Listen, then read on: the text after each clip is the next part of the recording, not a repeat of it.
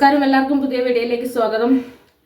ഒരു 1.5-2 വർഷത്തെ ലോക്ക്ഡൗൺ ഒക്കെ മലയാളിക്ക് അല്ലെങ്കിൽ ലോകം മൊത്തം സമ്മാനിച്ച കോവിഡിന്റെ പുതിയ വകഭേദം വരുന്നുണ്ട്. കേരളത്തിൽ കുറച്ച് രൂക്ഷമായ രീതിയിൽ വ്യാപിക്കുന്നുണ്ട്. നമ്മുടെ സംസ്ഥാനം അത് പുറത്തുവിടുന്നു, മറ്റു ചിലർ പുറത്തു വിടാതിരിക്കുന്നതാവും. ഇതുപോലെ നിസ്സാരമായി വന്നാണ് നമ്മളെല്ലാവരും ഒരു 2 വർഷത്തോളം അങ്ങ് പൂട്ടിക്കെട്ടി ഇരിക്കേണ്ടി വന്നത്. അതിൻ്റെ പുതിയ ഭേദമായ ഒമിക്രോൺ ജെ1 ആ ഒരു വേരിയേഷനിൽ വരുന്നു. ഇതിൻ്റെ തീവ്രത, അതായത് മരണനിരക്ക് ഉള്ള തീവ്രത കുറവാണെന്നും എന്നാൽ അത് പകരാനുള്ള സാധ്യത കൂടുതലാണെന്നും പറയുന്നു. ഇത് പഠനമാണ്. ഇത് എങ്ങനെയായിരിക്കും ഇത് വന്നു കഴിഞ്ഞാലുള്ള അവസ്ഥ എന്നറിയില്ല. പക്ഷേ കോവിഡ് ബാധിച്ച് ഒരു കുട്ടി, 24 വയസ്സായ ഒരു കുട്ടി നമുക്ക് 2 ദിവസം മുമ്പ് മരിച്ചു.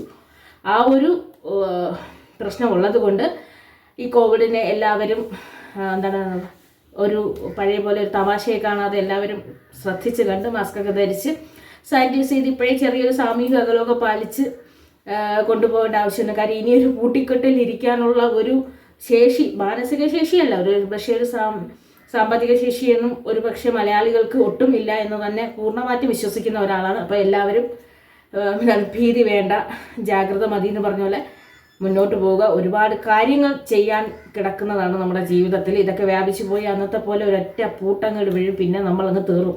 അവരവസ്ഥ വരാതിരിക്കട്ടെ. അപ്പോൾ എല്ലാവരും ജാഗ്രതയോടുകൂടി കോവിഡിൻ്റെ പുതിയ വകഭേദമായ ഒമിക്രോണിൻ്റെ അതിൻ്റെയും പുതിയൊരു വെറൈറ്റി ആയിട്ട് വന്ന് കിടക്കുന്നതിനെ ഫേസ് ചെയ്തേ പറ്റൂ. അതിനെ ഒഴിവാക്കാനുണ്ട് മാക്സിമം നമുക്ക് ശ്രമിക്കാം.